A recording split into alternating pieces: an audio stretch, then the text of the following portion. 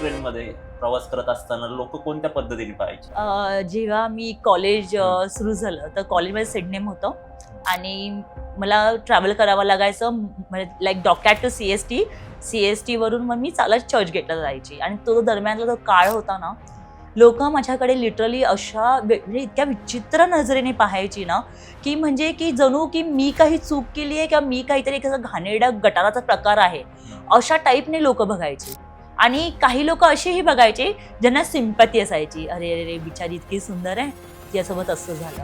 आणि काही लोक तोंडावर येऊन पण बोलायची. काही लोक म्हणजे आम्ही नाही ते बसायचे बाजूला, वा दुसरीकडे जाऊन उठून बसायचे. असे एक्सपिरियन्स हे घेतलेत.